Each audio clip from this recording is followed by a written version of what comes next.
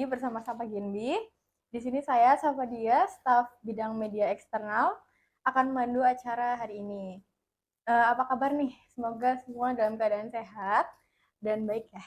Oke, pada Sapa Genbi kali ini, kita menghadirkan narasumber yang super spesial, yaitu Mbak Elsa Normasari, SHK, selaku Ketua Koordinator Komisariat Genbi Purwokerto periode 2023 dan 2024. Kali ini kita akan bahas seputar Korkom, Genbi, dan pengalaman organisasi. Halo Kak Elsa, Halo, apa Sapa. kabar? Alhamdulillah sehat. Kalau Sapa sendiri gimana nih? Alhamdulillah, saya juga dalam keadaan baik walaupun dikit-dikit lah ya. Kak Elsa sendiri ada kesibukan apa nih akhir-akhir ini? Kalau akhir-akhir ini aku sih karena emang baru fresh grad gitu ya, jadi emang lagi apply juga, kemudian emang ada beberapa freelance sama proyek dosen seperti itu. Jadi memang masih ikut gitu ya ke kampus kayak gitu, masih sering-sering ke kampus juga. Ya, ternyata Kak Elsa ini orangnya sangat produktif, teman-teman. Kalau Sapa sendiri gimana nih Kalau kesibukannya? saya sendiri kesibukan semester akhir ya. Oh, semesteran. Semester Aduh, akhir nih. kayaknya lagi pusing-pusingnya Lagi, skripsi. oh iya, skripsi sama sebetulnya saya ambilnya jurnal sih Oke, Kak. Iya. jurnal. Boleh langsung aja Kak. Boleh, Oke, silakan. pada kesempatan kali ini kita akan bahas tentang Genbi, Korkom, dan pengalaman selama berorganisasi ya Kak. Sebelumnya, menurut Kak Elsa sendiri, apa sih itu Genbi dan apa tujuan utama dari organisasi Genbi? Oke, mungkin kalau menurut saya dulu ya, nanti saya balikin ke kamu lagi nih. Oh, boleh. Oke, kalau aku Genbi itu sebuah wadah gitu ya, wadah untuk komunitas penerima beasiswa Bank Indonesia seperti itu. Dan di sini sebenarnya bukan cuma kalau misal beasiswa-beasiswa lain biasanya cuma oh ya kita dapat materinya aja udah selesai kayak gitu ya. Tapi kalau misal di Genbi ini atau di beasiswa Bank Indonesia ini nggak selesai sampai di situ. Tapi ada pengembangan leadership, kemudian kalian juga aktif berorganisasi dan lain sebagainya. Di sini pun ada proker-proker yang memang nantinya untuk dananya itu langsung disokong sama Bank Indonesia. Jadi ibaratnya kalian juga sedikit-sedikit gitu ya belajar gimana sih menjadi bagian dari Bank Indonesia gitu. Nah kalau misal tujuan dari Genbi itu sendiri sebenarnya ada 3. Mungkin dari teman-teman Genbi juga udah tahu ya karena wawancara biasanya ada juga nih gini poin pentingnya gitu. Yang pertama jadi frontliner dari Bank Indonesia. Jadi biasanya kan tiap tahun Bank Indonesia itu mengeluarkan kebijakan-kebijakan baru, kemudian mungkin kalau sekarang kan lagi kris gitu ya, kris tuntas ya yang bisa tarik tunai dan lain sebagainya. Kemudian ada uang yang baru seperti itu. Dan di sini peran Genbi itu sangat penting karena memang Genbi ini untuk mensosialisasikan kayak gitu ya, mensosialisasikan kemudian juga sebagai penghubung antara BI dengan masyarakat itu sendiri. Itu yang pertama. Kemudian yang kedua itu adalah agent of change atau agen perubahan. Jadi teman-teman Genbi itu bukan cuma oh saya mahasiswa aja nih, saya pelajar aja, tidak kayak gitu ya. Tapi Genbi ini nantinya diharapkan menjadi salah satu agen perubahan atau role model baik itu di kalangan mahasiswa, pelajar maupun di masyarakat itu sendiri. Nah, yang ketiga adalah future leader atau mungkin pemimpin di masa depan kayak gitu. Jadi diharapkan nantinya Genbi atau teman-teman kalau misal sudah tidak di Genbi, teman-teman bukan hanya bisa memimpin kayak gitu, tapi teman-teman juga bisa menginspirasi orang lain. Bukan memimpin di sini bukan berarti teman-teman itu memimpin halayak orang kayak gitu ya atau memimpin beberapa orang kayak. Tapi dengan teman-teman bisa manage diri teman-teman itu udah bagus seperti itu. Oke, Gitu. jadi seperti itu ya teman-teman.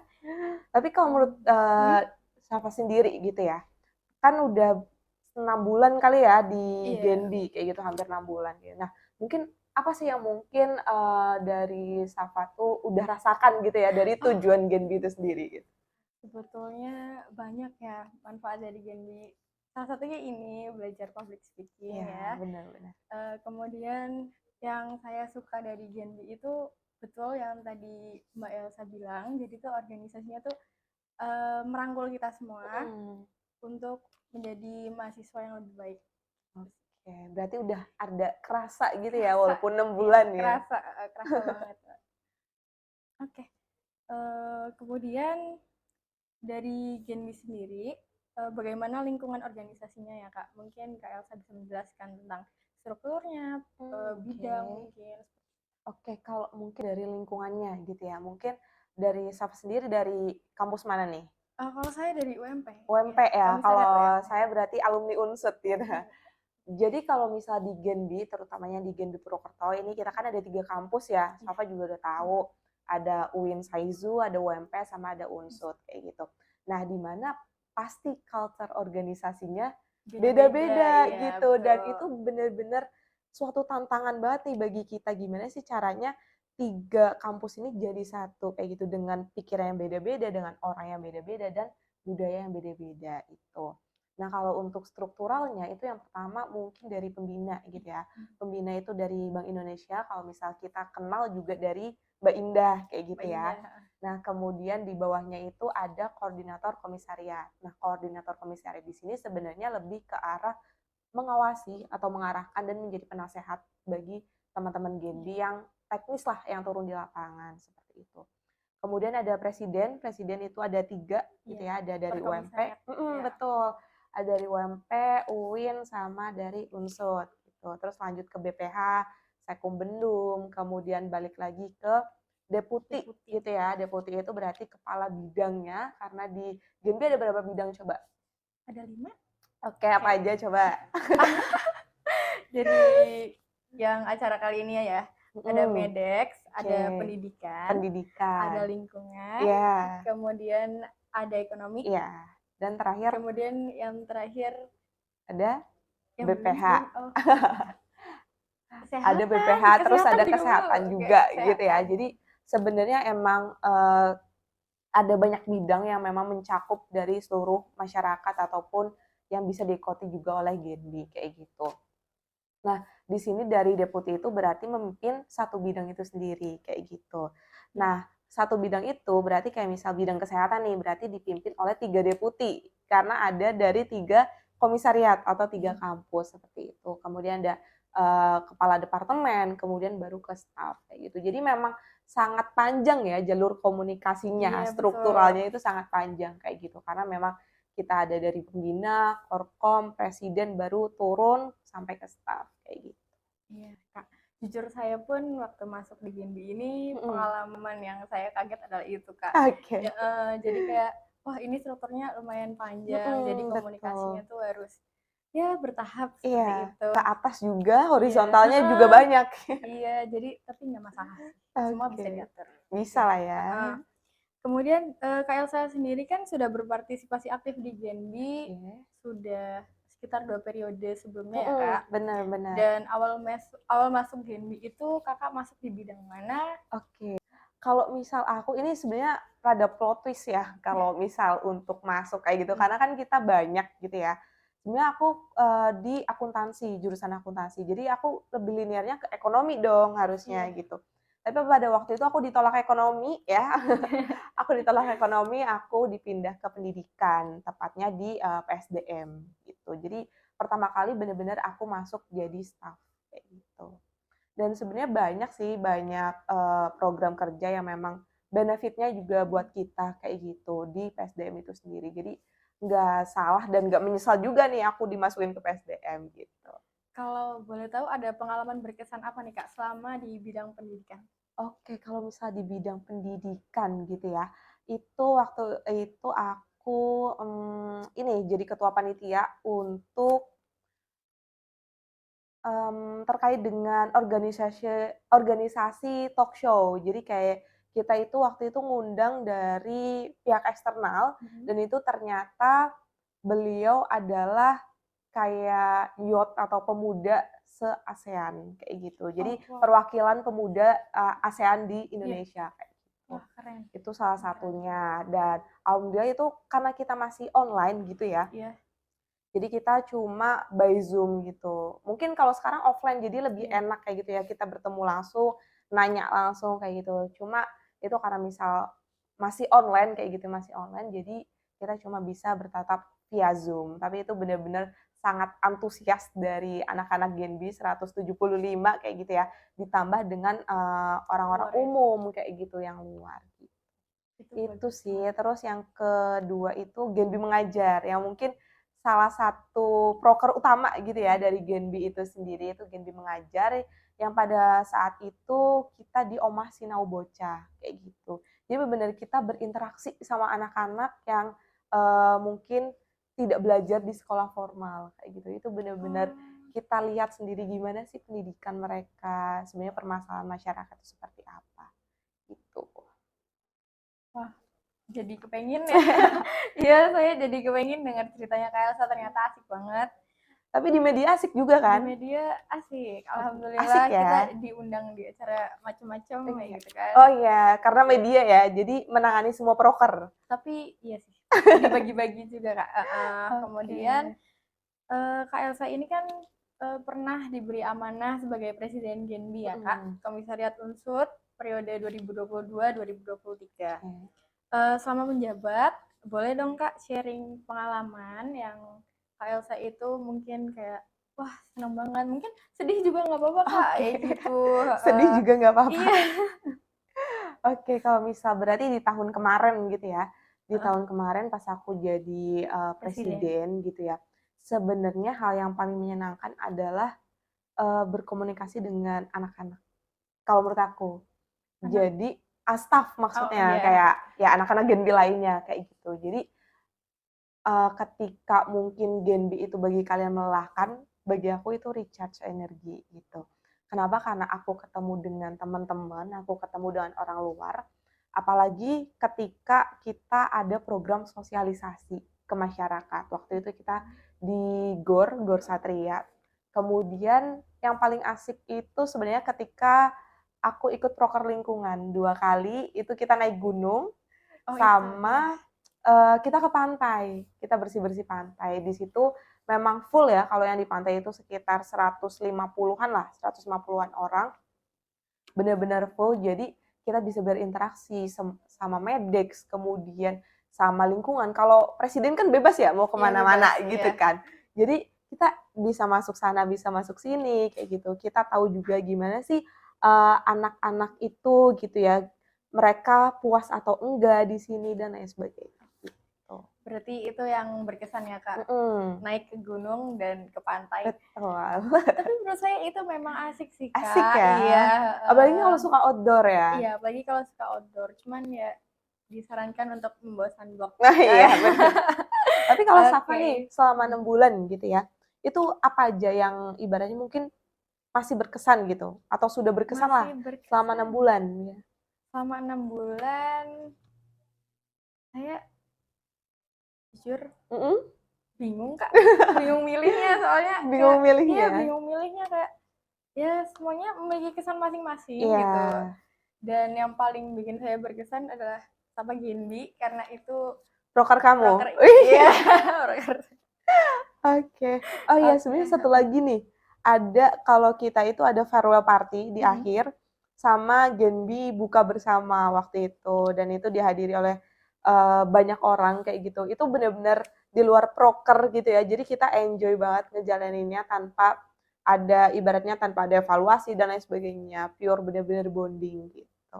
Oh, buka bersamanya di mana Kak? Di Waktu itu jalan di The Garden ya, di The Garden. Garden Hall. Berarti sama anak-anak Genbi. Betul sama anak. Oke, makasih Kak. Sekarang kan Kakak menjabat sebagai ketua koordinator ya Mm. Kak. Kalau boleh tahu, apa saja sih peran dan tanggung jawab dari ketua koordinator? Oke, kalau misal peran dan tanggung jawab, mungkin aku bukan spesifik ke ketuanya, Iya, tapi ke seluruh. korkomnya itu Iya. seperti apa gitu ya.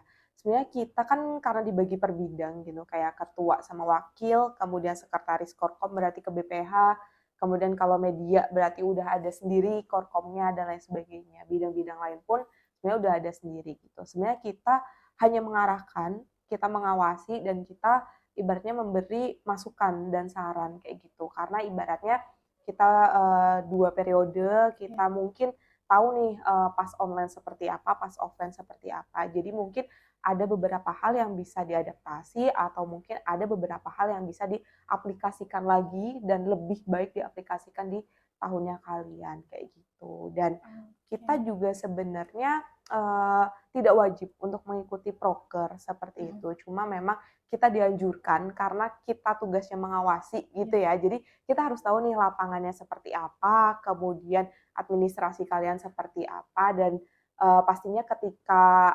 sudah seperti itu kita tahu nih saran apa sih yang memang tepat untuk kalian, tepat untuk dilaksanakan, dan mungkin hal-hal yang udah terjadi tahun kemarin kayak gitu, itu kan harusnya udah buat evaluasi. Jadi harusnya nggak terulangi lagi di tahun ini kayak gitu.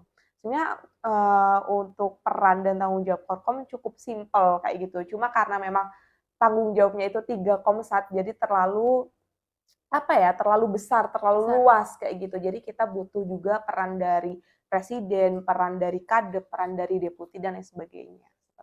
Berarti bisa disimpulkan kalau tanggung jawabnya itu lebih besar Korkom ya Kak, Iya, daripada betul. waktu jadi presiden. Betul.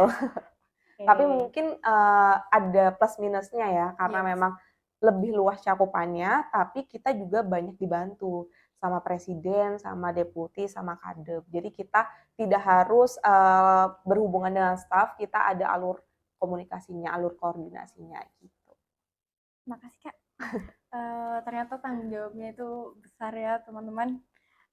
Selama menjalankan peran kakak, apa saja tantangan yang muncul dan bagaimana kakak menghadapi tantangan tersebut? Oke, sebenarnya kalau untuk tantangan sejauh ini ya, aku menjadi Korkom, itu terkait dengan manajemen waktu sih. Karena untuk Korkom sendiri itu kan sudah purna ya, sudah alumni juga dari semua kampus kayak gitu. Jadi kita udah punya pekerjaannya masing-masing, kemudian kita juga mungkin ada agenda gitu ya di luar hal ini gitu. Jadi memang butuh penyesuaian lebih lanjut lah ketika kita harus membagi waktu antara organisasi, antara pekerjaan, dan mungkin kehidupan kita, seperti itu.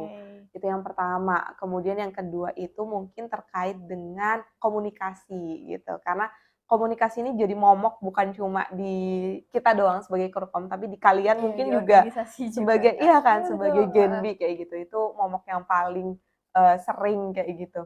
Komunikasi yang efektif, karena biasanya arahan dari kita sebagai Korkom itu kan kita nggak bisa langsung arahin ke staf, kita nggak bisa langsung arahin ke deputi ataupun mungkin ke kadep kayak gitu, tapi kita harus melalui presiden dulu. Kalau misal dari aku, kalau misal dari Korkom bidang kan biasanya langsung ke deputi kayak gitu, dan kita nggak tahu nih arah komunikasi dari deputi atau kadep ke bawahannya seperti apa, ke staf seperti apa, takutnya ada miskomunikasi, itu kan yang harusnya diminimalisir seperti itu.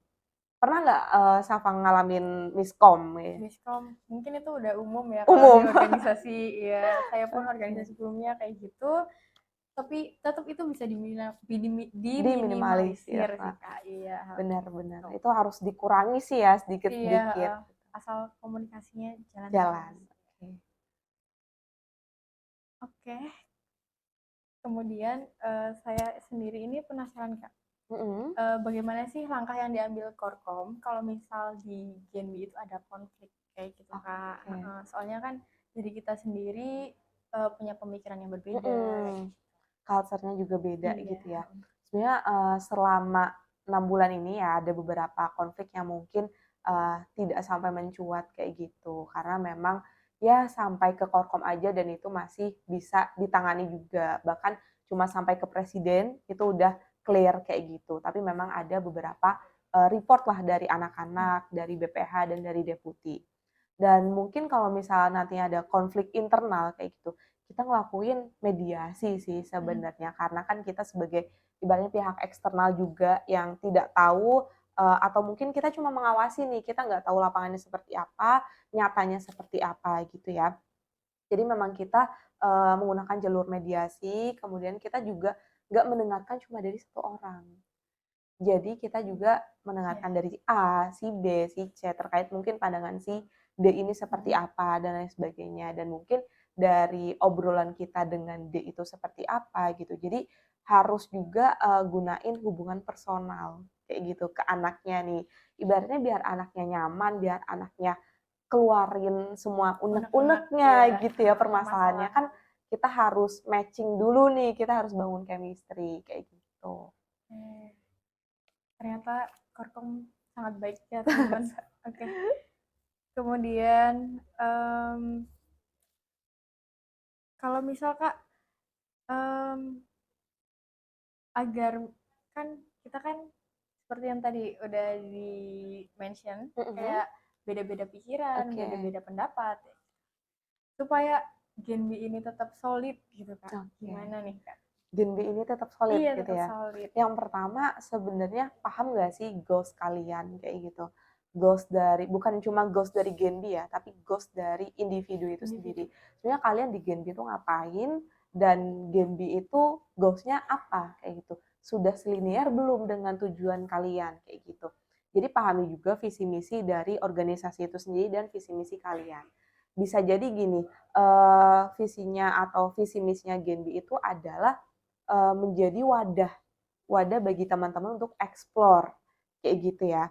Nah ternyata visi teman-teman itu aku pengen public speaking nih, aku pengen bisa time management, Hmm. aku pengen bisa ibaratnya apa ya kayak aku pengen bisa desain kayak gitu. Nah Genbi bisa mewadahi itu enggak gitu. Jadi kalau misal teman-teman udah selinier sama Genbi gitu, itu udah jalan gitu. Oh gitu. Itu, yang pertama Oke. ya, jadi pemahaman visi misinya harus sama. Harus sama. Yang kedua adalah komunikasi tadi, karena komunikasi tidak lepas ya, karena kalian 175, jadi emang komunikasinya harus erat. Kemudian yang ketiga itu bonding. Jadi Gen B itu bukan cuma tentang teman-teman menjalankan proker, teman-teman mendapatkan beasiswa kayak gitu, tapi gimana caranya teman-teman bisa bersosialisasi, gimana caranya teman-teman itu bisa merasakan empati dari orang lain kayak gitu. Dan yang keempat berarti ya, yang keempat itu adalah penyesuaian atau perubahan terhadap segala situasi gitu. Bahkan ada yang bilang teman-teman kalau Gen B itu mendidik tapi mendadak Mendadak. juga Iya. gitu ya. Jadi memang kita butuh orang-orang yang agile, kita butuh orang-orang yang pintar beradaptasi kayak gitu, bukan cuma teman-teman yang mungkin tahu teori, tahu praktiknya seperti apa, tapi ketika ternyata ada perubahan rundown atau perubahan agenda, teman-teman langsung down kayak gitu. Jadi kita butuh orang-orang yang taktis gitu. Berarti kita harus sat-set teman-teman. Kalau misal mau join Gen B, Bener banget. iya, terus mentalnya juga harus kuat ya Iya teman-teman. bener, karena biasanya mendadaknya itu ya, Mendadak kita ya. nggak tahu kita masih di kampus tiba-tiba dipanggil atau gimana kan kita nggak tahu. Oh, Kak Elsa pernah kayak gitu di kampus tiba-tiba Oh iya, dipanggil? pernah saya pernah gitu. Tapi alhamdulillah ya itu bisa ibaratnya bisa diatasi lah gitu ya, karena bisa komunikasinya secara online gitu. Oh gitu. Sebelum sesi ini berakhir, ada satu pertanyaan penting nih Kak Elsa. Oke. Kan kakak kan udah tumbuh dan berproses bersama Gen Mm-mm. B selama 2,5 tahun ya Kak, Iya sama sekitar. Korkom ini. Mm-mm. Kemudian apakah ada harapan dan saran dari Kak Elsa untuk kepengurusan selanjutnya? Oke, berarti kepengurusan di kamu Mungkin atau di tahun bisa depan? adik-adik selanjutnya Kak. Oke. Iya. Tadi harapan dan saran Saran. gitu ya. Oke, mungkin kalau dari saya, harapannya semoga Genbi ini bisa menjadi wadah teman-teman untuk berkolaborasi, kemudian wadah teman-teman untuk bereksplorasi tentunya, dan hal itu juga meningkatkan gitu ya, meningkatkan skill dari teman-teman semua.